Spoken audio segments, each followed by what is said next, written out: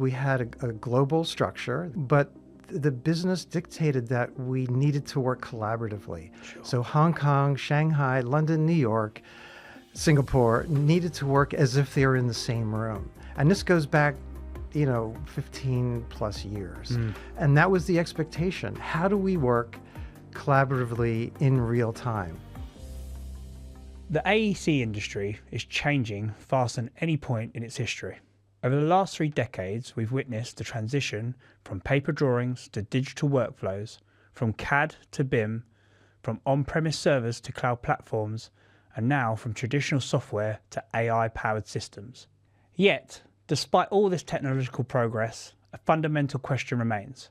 Why do some firms successfully adapt to change, while others struggle to keep pace? Because while technology may be accelerating, success is rarely determined by technology alone. Leadership, culture, strategy, data, talent, and ability to continuously evolve are increasingly become the true differentiators. My guest today has a front row seat to that transformation.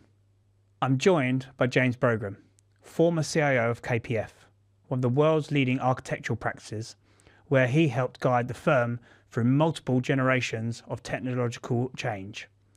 From the early days of digital design through to the advanced data strategies, machine learning, and emerging AI technologies.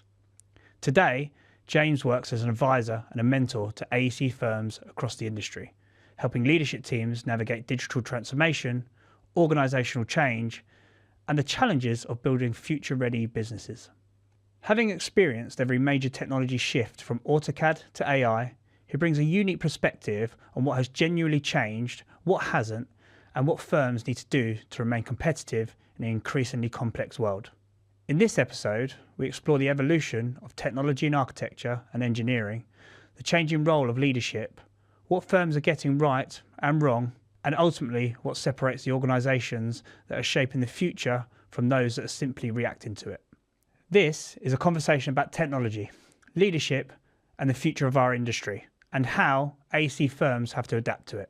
So James, welcome to the podcast. Thanks, Karl. It's great to be here. No, it's great to have you, and thank you very much. I know you're living over in the UK at the moment, which is great, but to have you over from here and given a US perspective is always great. Thank as well, you. so. Yeah, it's great. I have this New York, London base now, so I do get to see the industry from a global perspective. So it's fun to talk about. That's absolutely awesome. So look, we're going to go through quite a lot today, which is pretty great. So, But James, I wanted to start winding back the clock. I always find it funny with our conversations off the podcast is that, when you started, I suppose, technology transformation, there was 3 computers running AutoCAD, yes, right? Yes.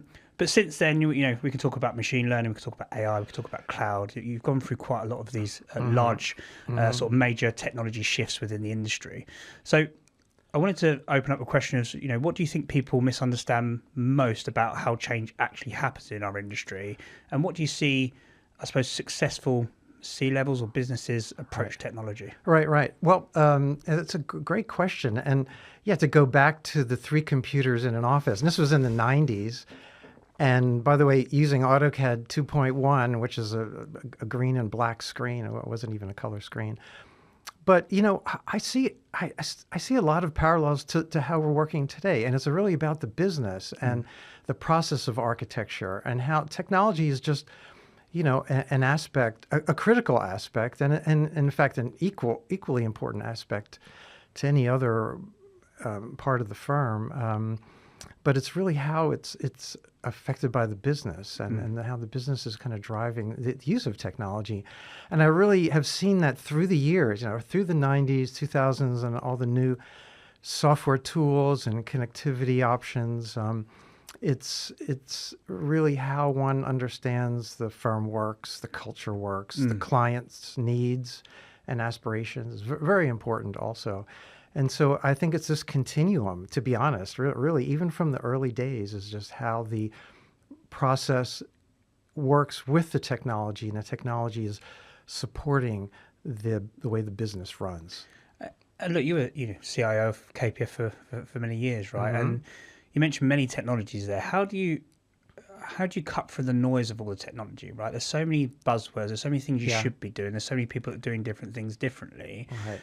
did you have an approach or a method to your I Well, wouldn't say method to madness, because method you made yeah, adoption yeah. very well, but what was your method? Right. Well, I guess there's a couple things, and again to go back to how KPF practiced, and I really looked at even how KPF did work prior to technology. Building clay models. Models were very important. So hence 3D modeling, 3D printing. We were one of the earliest firms doing 3D printing in the early 2000s. Was really fundamental to how the practice worked. So Bill Pedersen would work in clay models. On his desk, he'd be cutting clay. And so I really looked closely at that history of how the practice worked and then translated it into the technology. So I had, again, the process drive it. I also really emphasized innovation, and it's an innovative culture. And I wanted to really parallel that with technology. So I really emphasized us exploring new ways of working, new technologies with rigor. I mean, not as a free-for-all, but I really emphasized this with my team. And of course, I had an amazing global team to always be exploring new ways of working. But again, in service to the work, to the practice. So it's that constantly exploring, always looking at how the practice worked, and really marrying those two. Now, one thing you mentioned, you go to a lot of conferences and you see a lot of presentations, and you speak to your colleagues, and there's just so many different technologies. I learned early on, although it took me a while, that every firm is different. And you talk to a colleague who might have an equally sized global practice, and they're like, oh, they're using this technology, they're using that. We should maybe be doing that. And I really learned early that it just doesn't work that way. Like, every firm is different. Totally agree. And it's great to learn about what people are doing, but you do need to step back and really think strategically on what technology is right for your practice. And so anyway, that was a great lesson that I learned pretty early on. And so I always talk about the top-down versus the bottom-up approach. Both have some benefits to it. And when I say bottom-up approach, it's very led from, I suppose, architectural level. They're on the front line designing, we should be doing this, should be doing that. And then top-down is finding some business initiatives. And I suppose the sweet spot is trying to find a balance of both, like listen to the end users and create a test, but also, as you just said there, it has to come from some strategic business initiatives. Sure.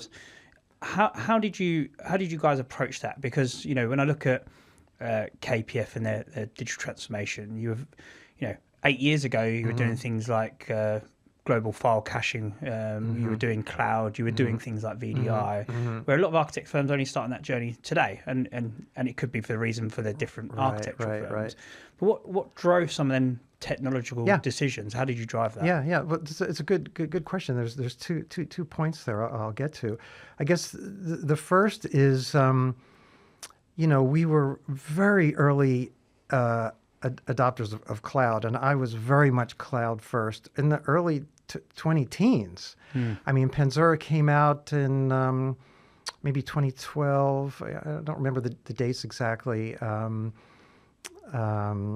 Frame, our VDI solution, and AWS. We moved to it really early, very, very early. And really the reason being is we had a global structure. There were, eight offices. At the time, there were fewer. But the business dictated that we needed to work collaboratively. Sure. So Hong Kong, Shanghai, London, New York, Singapore needed to work as if they were in the same room. And this goes back, 15 plus years.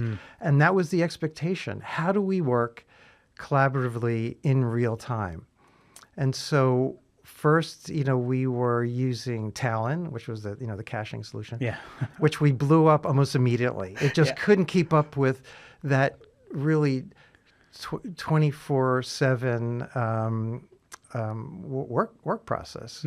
I mean, again, Hong Kong and New York needed to be working as if they were in the same room. So, it evolved into, we were really bleeding edge adopters of Panzura, and it took a little while for that to settle down, but we really settled in on Panzura and AWS.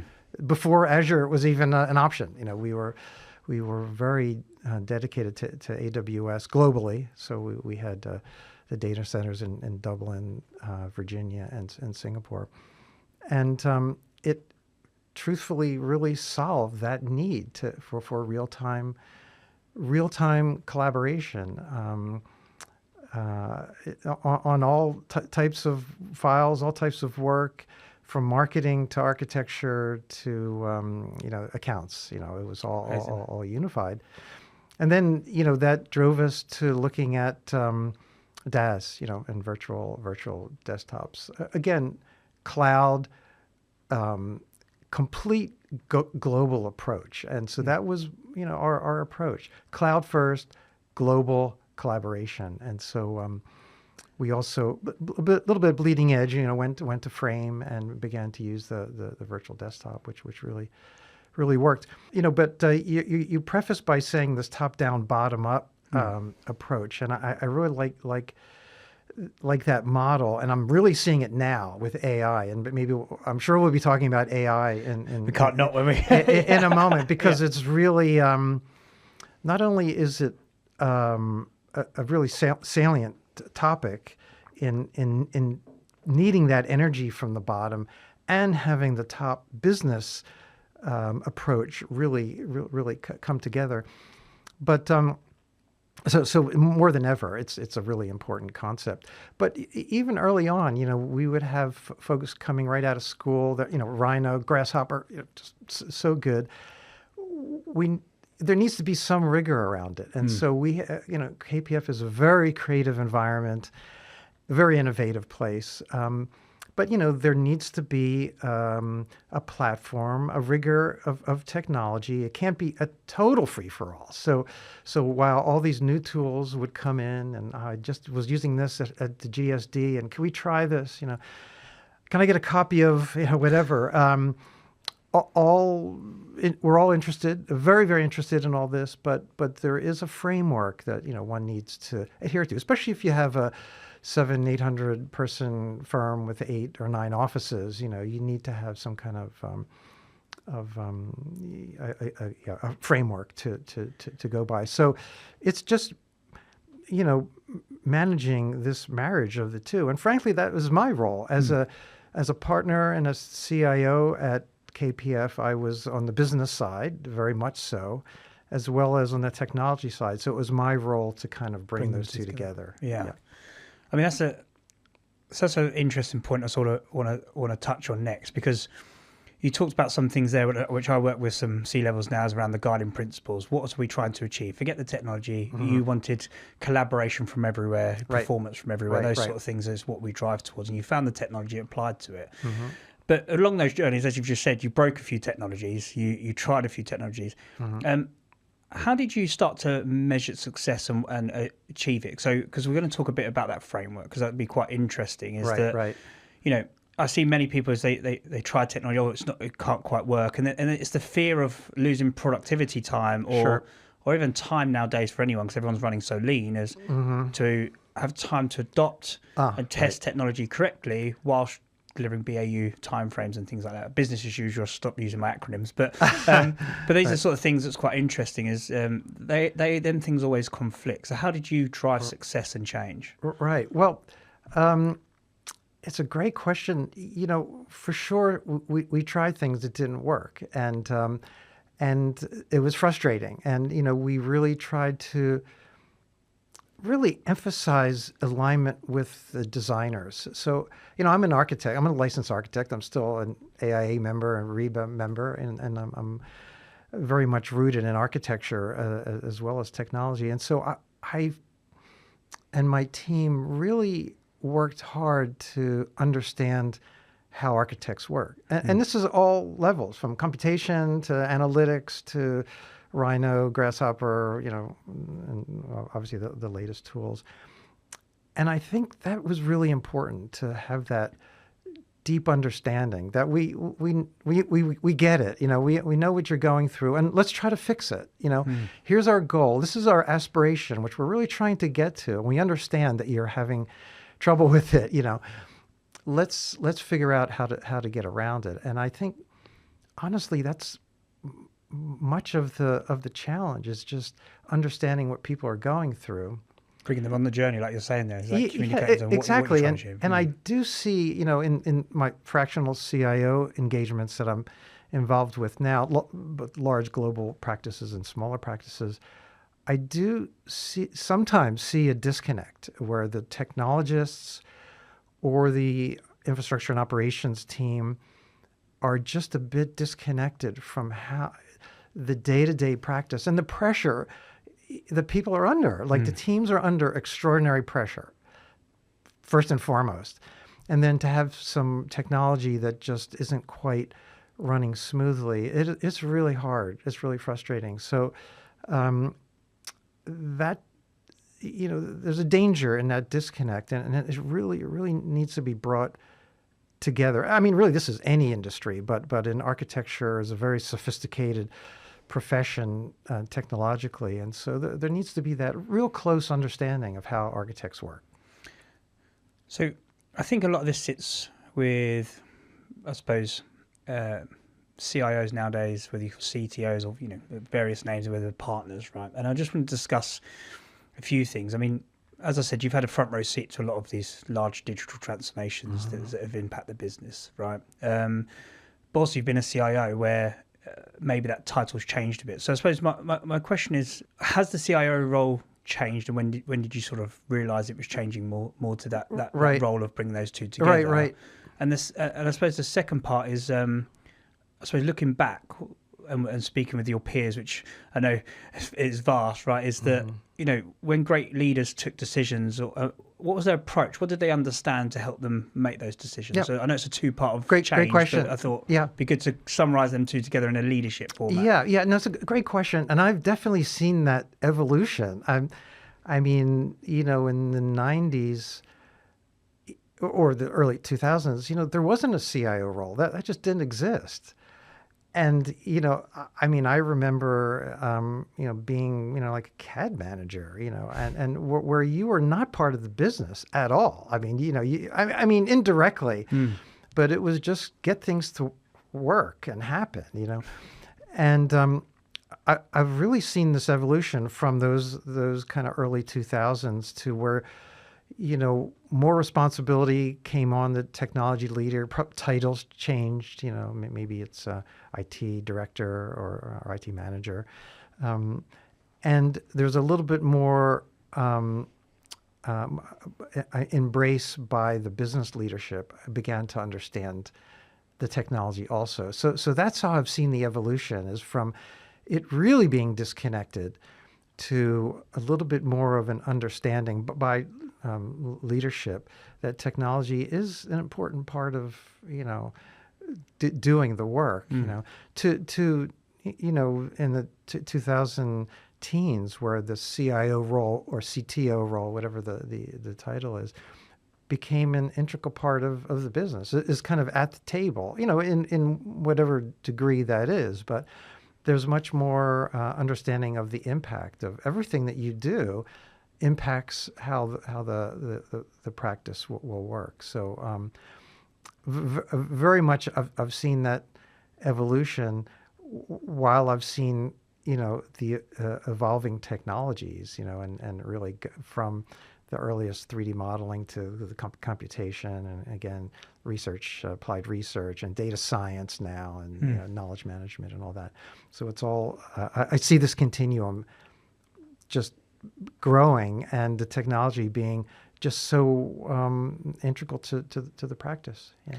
And do you see it evolving further now? I mean, we're going to go into AI, but you KPF's done machine learning. You can talk AI in different formats, but you did advanced data strategies then, and you created all these environments. But I think, many I speak to, it's getting harder, because you're not only considering data strategies, infrastructure strategies, security strategies, and so on, as well as the adoption AI. Are you finding the role of the CIO, or even new roles having to come out in terms of to have successful architecture firms? Oh, sure. 100%. And I really see, first of all, the roles of the team, of the technology team, the technologists. absolutely evolving. And, of course, once there were visualization specialists, and now it's all AI, specialists to one degree or another. Not that they're parallel, but the notion of having a particular expertise within the practice is maybe needed less, and it's evolved into a new set of specialties. I see that with we have an amazing analytics team, KPF UI, led by Luke Wilson, and it was really transformative in the practice. But I've seen how his team has really evolved. I mean, now he has a broader role, but the KPF UI team has changed, and the expertise is different, and the integration into the practice is different. So I very much see those roles evolving. Even the BIM leader, or whatever the particular title is these days. Even that role I see changing, and it's much broader, and it's more about, design technologies holistically in doing the work, and maybe these specialties are evolving. So they're not going away necessarily all the time, but they're evolving. So I definitely see a change for sure, and it's reflected in the leadership of the technology team, right? So. The IT director or CIO, whatever the title is, does take on a different role. It's obviously critical to delegate and to make sure, let's say, the infrastructure and operations, it's running. It's got to just run. You just can't be thinking about it that much, and you need to be thinking more future, staying on top of this evolution, and being future focused, and I think part of that is, again, just bringing in the right specialists, expertise, point of view for the future of the practice. I suppose a lot of that, as you just mentioned earlier, comes a little bit with the culture and mindset of the practice as well. From no one really likes a lot of change, but you can't really avoid it, right? Especially with AI and other things we're talking around now, right? Right. So you mentioned a great culture, also KPF, that supported some of the transformation. The hardest things I see it as well is from leadership's making a decision when you start getting pushback. It's around, you drove a mindset and a culture of everyone's in it together around this transformation, future focus, future mindset. Right. How did you get that culture? And do you do recommendations over how you actually work that culture within your firm? Yeah. Well, that culture, of course, is just part of what an organization is about. And every firm's different, and every firm has a different culture. But one thing, a little bit of a dry topic, but I'll go there just for a moment. In tandem with all the, with innovation and the teams and everything we've been talking about, I was very rigorous with budgets and costs, and it was all looked at very seriously. It wasn't a free for all. Yeah. I had an extraordinarily detailed budget for all offices and for our global technology foundation, and it was looked at quarterly, and we really tracked it very, very closely. And as the accounts, receivables would maybe change and maybe go up and go down, my budget had to address that also, and so there was a trust there that is really equally important as an innovative culture. So to get back to your question, we really pushed hard to ensure that the technology was as innovative, if not more innovative, as the architecture, equal, of course.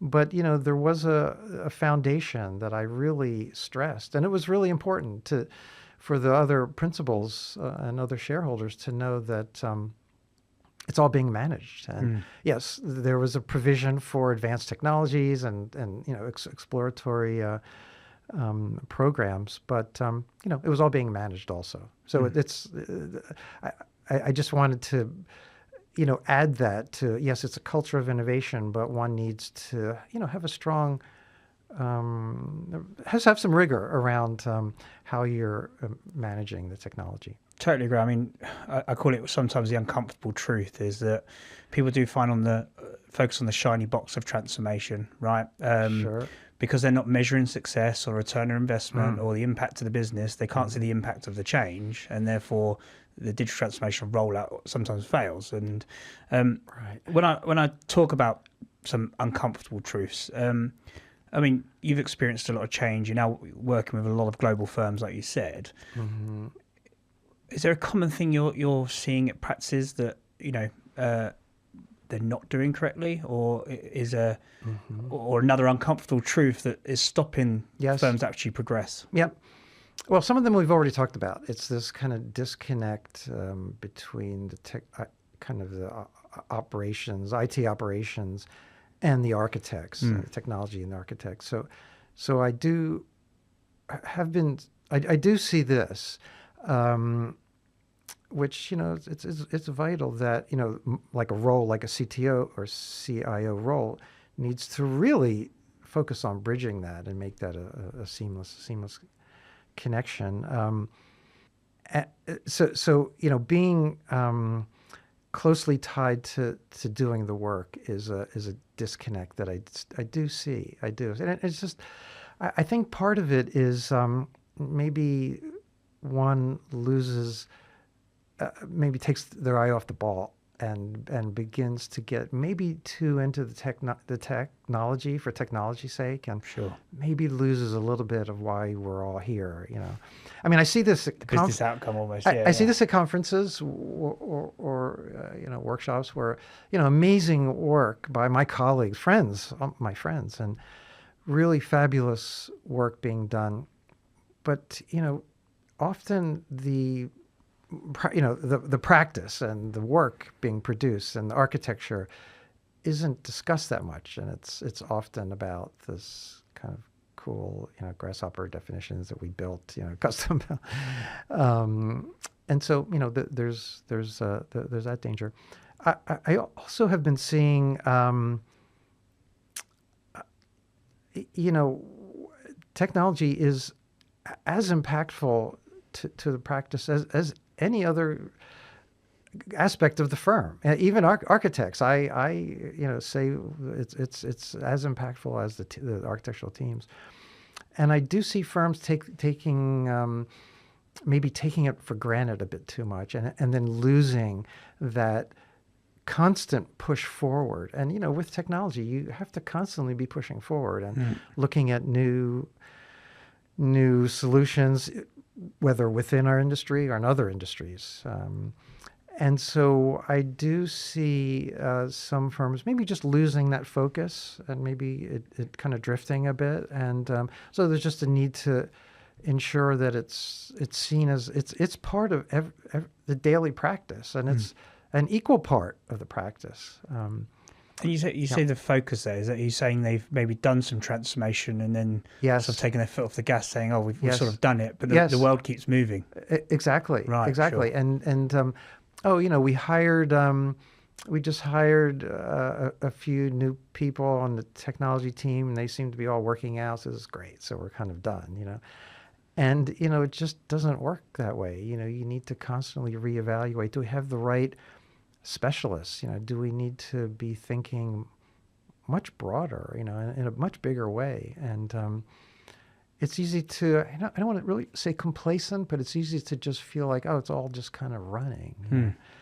And that's it's very dangerous. One needs to be pushing hard. And I definitely agree with that, and I agree with that from both a frontline user, so a user or an architect and a leadership team. So I know you for those that don't know, you advise to some leading firms, but also you mentor some architects, right? I do. How do you, whether it's different, but how do you advise a leadership team to continue to think that way? And also then how do you mentor some of your guys around don't get comfortable in architecture, how do you push the boundaries to help their business and almost vocal that back up to leadership team? Right. Well,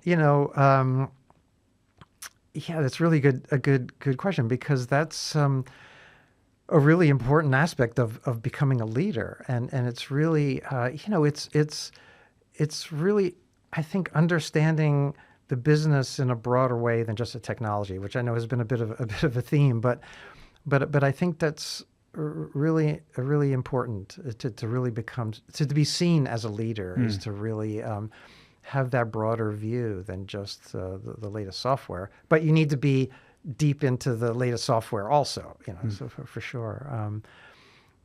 And I also see, and you're right, I mentor both more senior people and some younger folks who are just trying to get an understanding of how they can move their career forward. And I say, a similar thing is, like, don't get totally hung up on the technology. The technology is super cool.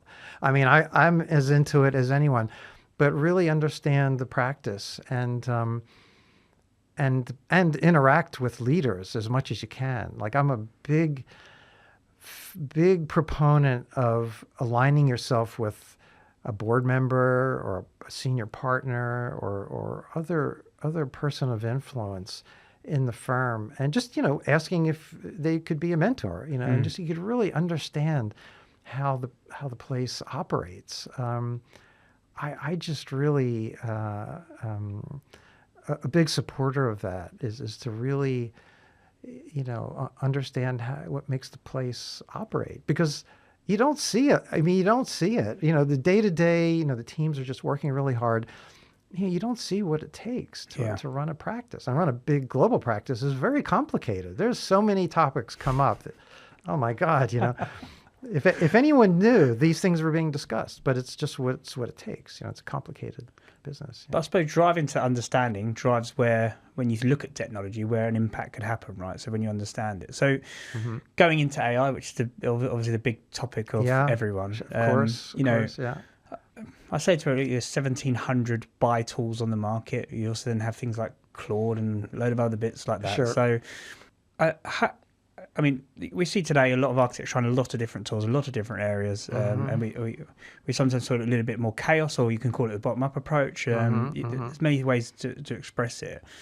How are you advising around maybe AI adoption, or even understanding AI and its impact in an architectural workflow? Sure. Yeah. Well, it's a big topic because it's everywhere. What everybody's looking at, and the pace of change is faster than I've ever experienced.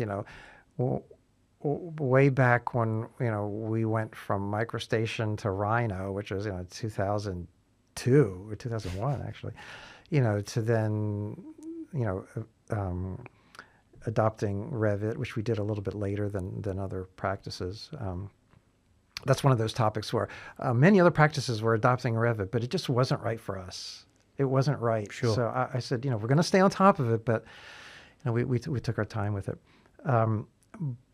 Just on that, before we cover the AI bit. Yeah. See, this really good comment there is that it wasn't right for us now, but I'm going to stay on top of it and decide probably when we will adopt it. What was that decision-making process like, or how did you know when it's right versus not right? Because that's quite an interesting topic for, I suppose, for a lot of people. Is that sure. They hear all the tools and everyone's doing something. Yes. But when is it? It's a great decision to say it's not right for us now. We will go to that when. Right. But what did that look like? And I know we're talking about Revit and Rhino days, but it's you can apply it to anything. Sure. So it'd be interesting to hear. Well, I mean, the first thing was, the technology. Like in 2007, I'm sure this could be argued by all the Revit specialists, but it just wasn't there for us. And to try to put this on a project, would be a failure. I mean, it just would not have been the right thing to do. So I waited for the technology. Whatever it is. It doesn't. We're talking about Revit, but it could be anything. Was really able to do the work. Now, I mean, in this particular case, something like Revit is becomes really fundamental to really produce, to getting the work out the door, so to speak. So it wasn't just like a lighter tool that we could kind of experiment with. It was a much more serious undertaking. And, we just, however, I was very aware that it was an important way of working, and it could transform the way architects work. So we eventually, I felt comfortable in introducing it slowly. And was that just through testing it, or Yeah, I mean, we tested it, and then we did try it on a project, and with mixed results, and we kind of gradually built up to it. I had a really great BIM specialists on my team, so they made it work. And interestingly, some of the leadership at the time, this was before I was a principal, were very aware. It's like, should Revit, we've been hearing about this. Should we be looking at it? And so there was some support too. It's like we should really kind of get into this. Sure. So taking that into the AI world. Yeah. Now, So that'd be interesting. Yeah. Well, I mean, what I was really getting to is just things have been moving more quickly than I've experienced. So it's pretty interesting, and our firm's ready for this because it's really going quickly. And is your data, your data structure clean, and all the necessary foundations you need. But anyway, the thing is, reducing it down to a small tool set is really hard right now because there are so many ways to address doing the work with AI.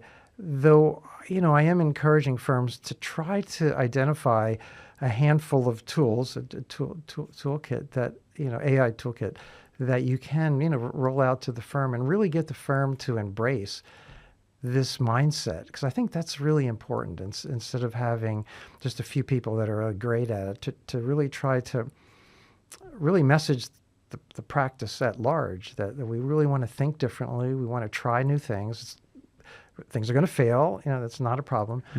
But let's here's a set of tools that we're kind of interested in. We've explored, and we feel we can take this further. So let's try to use this set of tools, which might evolve. I mean, it's evolving quickly. Though in certain areas, I kind of see the dust settling a little bit, especially in the early concept design, the visualization, and all that. I think it's I think firms are settling into a set of workflows that they're comfortable with. It's at kind of the later stages that's now, needing to be explored more and is being looked at. But yeah, again, I think messaging the entire practice that we want to think differently, and here's a set of tools that we feel are the right ones for us, and really kind of have that framework available. You mentioned a few things there around, data tools and things like that. Yeah, and I put into a few buckets where, I work with a lot of people around AI readiness. About sets of data, infrastructure, control, AI maturity. Do you know where AI can make a difference in your business? And AI adoption is how do you test it and then get it into a wider practice adoption? Right, these are the sort of things. I mean, when you're revising and people are discussing it with you or talks you've seen, are you seeing a typical barrier that people are struggling with, or typical success case that you're seeing across the practices right now? Well, I guess there's a couple things. The only barriers are just trying to get a handle on, everyone wants to try something different, and to have sort of have some kind of an approach that can be somewhat managed. But I was thinking about data, and I was speaking to a colleague the other day about really early on, I had really pushed, this is KPF days, to have a knowledge manager and someone who really managed data and knowledge. And so along with all the analytics work that we do, there was also someone who was looking at the kind of holistically trying to get our data clean and managed and in the right place. And, that kind of effort really becomes important now that AI is here, and we're trying to build our own models and where that's going. So it's funny, data and data management and structure and all of that is really become more critical than ever, to be honest. And maybe we were speaking a while ago about the evolving role of the CIO or the CTO.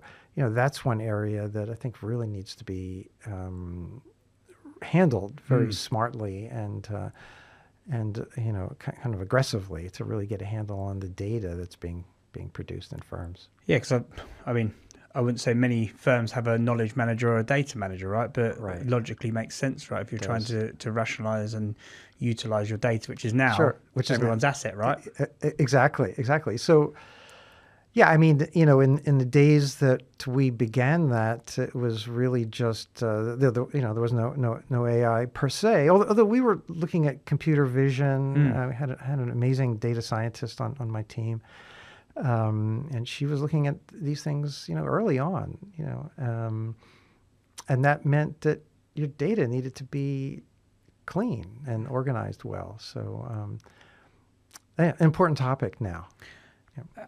And out of interest, how did you get challenged as a CIO? And what I mean by that is, as you mentioned, you brought in some great technologies that worked out, right? And as you mentioned, you tried talent that broke, right? How did you get challenged from either your practice or even your peers, your other stakeholders or partners and things like that? What was that like?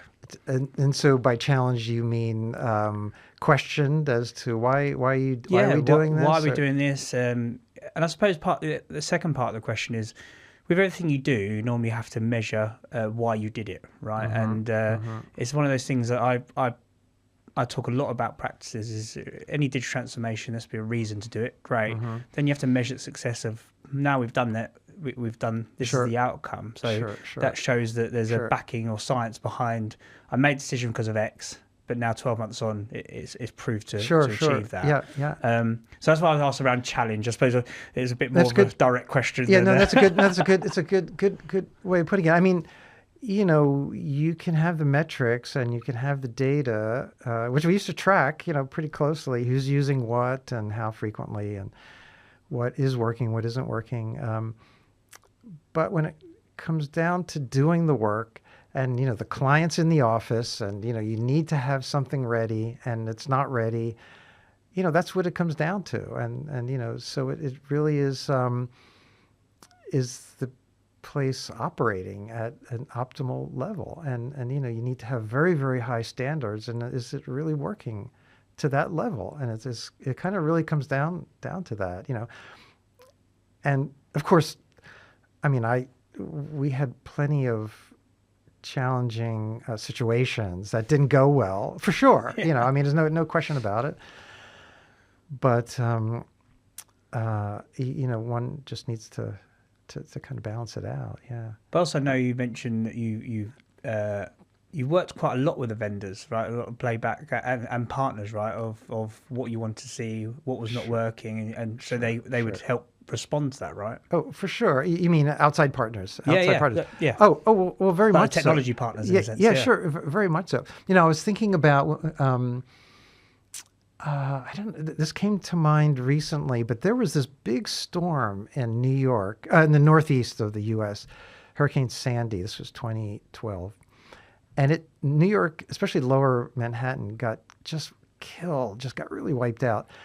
And we had, which is where KPF's office is located, 42nd Street. And we had no internet for like a week, 5 days or something, which was really... Oh, and everything was on-prem. Oh, right. So while we had everything, everything was in London also, but New York was really the where all this was stored. And that was very challenging, and it was very difficult to deal with. And it made us begin to bring on partners, to your point, that understood this is unacceptable, and we need to come up with new solutions. And by the way, that drove AWS and Panzer, get this stuff out of here. I do not want a data center on-prem. And we actually emptied the room. I mean, there was virtually nothing in the room, That was my goal, is to I do not want any of this. We do not want to be managing servers anymore. Like, just get the stuff out of here, And that was all done with vendors, with partners, whether it was Cato, we went all to SD-WAN, and Cato were incredibly helpful, or Panzura, or we had consultants in various offices that would strategize with us. So we 100% used outside expertise, for sure. And do you find that an evolving need as IT and technology gets more complex? I mean, obviously we work with quite a few people, but it doesn't matter if it's vendors or partners, but technology continues to increase. Do you find the need to, I mean, you obviously worked very well with your partners to achieve what you need to achieve after a major event, right? Sure. Are you seeing that more of a need from the people you're engaging with as well? Oh, I definitely do. Like, I'd say more than ever, because, the technology, the holistic infrastructure, I don't just mean in IT, but I mean the design technology and everything, is just becoming more complex. It's all good, it's all positive, but you just can't have that expertise in-house. At least, that's my opinion. I think others might feel otherwise, but I just really leaned on outside expertise always, like we always did, but probably now more than ever, just because things are more complicated. And, there are, to be a modern, future-focused practice, you need to change your mindset too, I would suggest. And, you were talking earlier about cloud and, moving to the cloud and cloud first and DaaS, solutions. And, that has to be taken seriously, because it's the future of the practice needs to be thought through, and managing all this stuff just doesn't really make sense as much anymore. It's just all complicated. So outside expertise is important. We had really an amazing internal team on the design technology side, and so we had incredible expertise on that side, because it was really our business. I mean, what we were there to create amazing architecture that met our clients' needs, and so my team was really amazing on the design technology side, and computation, and custom tools, and all of that, and of course AI as well. But anyway, to get back to your earlier point, having outside expertise, I think was always needed, but I think now more than ever, just because of the complexity of what we're dealing with and the speed with which things are moving. Yeah.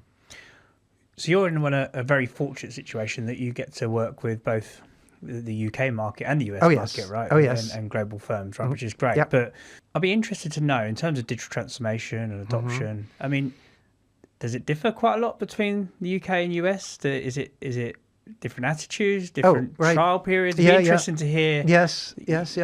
Your view of over the pond. That's true. That's true. Well, sitting in London, I guess I need to make sure I say the right thing. But but I'll be back in New York soon. So I mean, I always had a team in New York and London, as well as Shanghai and Singapore. But the core team, was probably New York and London, and so I always saw a different approach to the work, and not one better than the other, for sure. And well, first of all, just to step back a bit, here in London, especially back in the even 10, 15 years ago, there was so much innovation here in our industry. And really, I always looked to London, and I looked to our London office as kind of the R&D innovation, center. I mean, there was so much incredible work being done here, and even back in the day, and so I would, bring some of that to New York. But there's a mindset, there's a rigor, there's really an important focus on processes here in London that is a little less so in the States. Sure. And again, this is for better or worse. This isn't one better than the other. And I do find, in New York anyway, there's a little bit more of an openness to just go for it, just like try something. Yeah. It's like, it doesn't matter that we haven't figured it out. Let's just go for it, And sometimes that works, and sometimes it's a total failure. But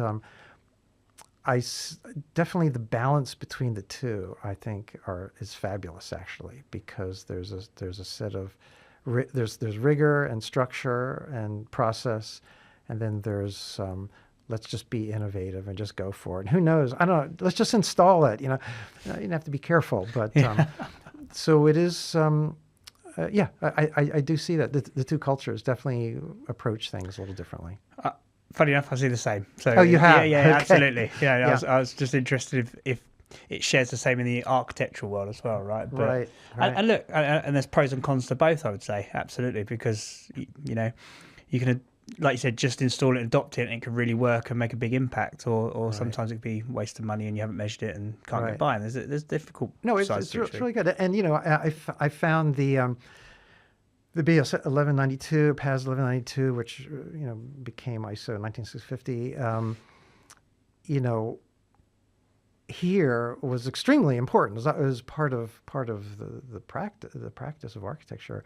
Where in the States, no one even paid attention to it. I mean, just to be candid, it's like, oh my God, it's just too much. However, then we started doing we're doing projects in Singapore and KSA and Abu Dhabi, other parts of the world. That's what they want. Like they want that process, that set of rigor. So it's really. So you saw the need even from other countries. We definitely. Okay, so it is vital that that's all absorbed into a single, ecosystem, so to speak. So even though maybe the folks in New York would just look at BS 1192, it's like, oh my God, this is too much. In fact, it's really important to working as a global practice. Very, very important, actually. So I've got two final questions because I can't believe it's been over 50 minutes already, okay. Which is great. One thing I wanted to discuss is that I think digital transformation sometimes gets froze because there's a lot of people focusing on what they want versus what they need sometimes, right? And sometimes you have to do what you need to then drive a path to what you want. And I think that's a very difficult path to sometimes navigate, and sometimes you have to give a bit of both. Just wanted to see your interest if that's what you're finding for business. And then when you're engaging with business, I suppose the top things they're normally asking you, that'd be quite interesting. Right. Well, this is a great question, because I often hear this is what we need, or we feel like we need, and this is what we need to be there, but is it the right thing for the business is the question. So that's part of what I try to do is let's just step back and really understand. I understand all other firms are doing this or that, but let's really look at your way of working. And I think that's the interesting challenge, is to really balance, that need and want, and not get too hung up on what you're reading or seeing out there. All important to do. I mean, it's really important to be aware of what's going on, but to really take that step back and understand that. And of course, that's the role of. That's why a technology leader is so critical to every business, is because that person needs to be there as the translator or the liaison. I always say translator, to translate that, these interesting things that we're seeing out there in the industry, and translating it to the practice. But I might also add is like, it's important to push the business too. I do worry sometimes that, architecture is so complicated and doing the work is so complicated that sometimes a technology solution will be implemented and we kind of feel like, all right, we've gotten that covered, it's done, Sure. and it's just really dangerous. And so, it's important to push leadership, push mid-level people who sometimes need to be pushed more than others, Yeah. that we need to look at new ways of doing things, and we need to look at, we really do need to explore new things. You might not even feel you need it or you want it, but it needs to be part of our future. So let's push a little harder. And I would really want to see the industry push a little harder. That's really good. I mean, that leads me on to, I suppose, my final question, which is all around the future AEC firm or future architectural firm, is that it's very hard to say what's going to happen in 2036 or beyond, or 10, 15, 20 years. It's always how long's a piece of string, right? Right. But if you were getting ready, for the future and some of the things to think about, whether that's, we've talked about a lot of things, culture, your leadership team, how to continue to push the business. I suppose what would be your final advice for any AEC firm about how to get future ready? Future ready, yeah. Well, I think one thing, to step back and what is our value as architects? And our value is our expertise, our, intellectual property, of course, our history, our maybe a little bit of intuition, but I don't want to lean on that too much. Our use of taking in lots of data and information and being able to parse that and come up with solutions that meet the client's needs. And, that's our value for sure. And, doing construction documents and, a lot of that work that we still deliver, I feel isn't going to be part of the practice. And now, of course, who knows, right?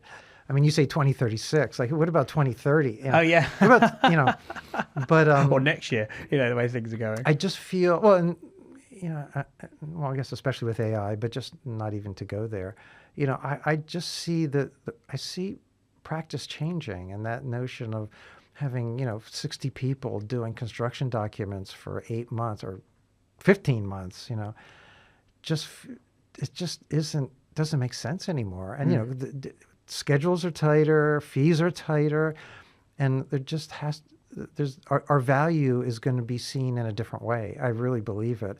Technology is going to drive a lot of that, but it's also our what we're able to provide the client, the campus, the city that we're designing in. Now, I will say, I can look back to like generative components. Back in generative component days, I don't know if this is the early 2000s. I remember thinking the entire industry is going to change dramatically. And then, Grasshopper, being a visual programming there. But anyway, I felt this is going to, dramatically change how practices work. And, it hasn't changed as much as I thought it would. I mean, I thought it would happen faster. And, wow. Of course, there's a lot of sophisticated work going on now in practices, but I just thought it would happen more quickly. So I guess I'm putting a little asterisk to my my thoughts about 2036 or whenever. It's just like hope. I really believe, though, and trust that the industry is going to change much more quickly, and our services are going to change, and our value is going to be seen differently, and the way the practices work is going to change, for sure. And I'm totally excited about it, to be honest. Totally. No, me too. Awesome, James. Well, look, thank you very much for being on today. I think it's been a great view from your view, both as your you've gone through all the major digital transformation. You've seen it all. You're now advising on the future. But it's been great to hear your view. I've taken away quite a few things around, everything from culture to approach to leadership. And like you said, it's that continued drive forward, but with some measures, right, and some frameworks, which is really interesting. So really appreciate you being on today. It's Good. been Thanks for the great. invitation, Karl. It was really great to see you and have a nice conversation. Absolutely. Thanks again. Likewise. Okay.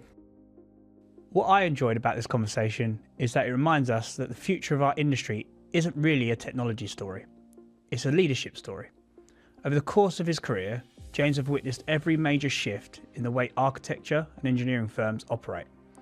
From the early days of AutoCAD and digital drafting, through BIM, cloud computing, data-driven decisions, machine learning, and now AI. And while the tools have changed dramatically, many of the underlying challenges remain familiar. How do you lead people through change? How do you adapt your business model to new opportunities? How do you create a culture that embraces innovation without losing the sight of delivery? And perhaps most importantly, how do you ensure technology serves the business rather than the business serving the technology? What became clear throughout this discussion is that the firms most likely to succeed over the next decade won't necessarily be the ones with access to the most technology. They'll be the ones that can adapt the fastest, the ones that can align leadership, culture, data and innovation around a clear vision for the future. My thanks to James for sharing the lessons, perspectives and experiences gained from a career spent on the forefront of digital transformation. This is the AEC Innovators Circle podcast, where we explore the ideas, technologies and leaders shaping the future of architecture, engineering and construction. If you found this conversation valuable, follow, share it with your network and join us for the next episode. Until next time.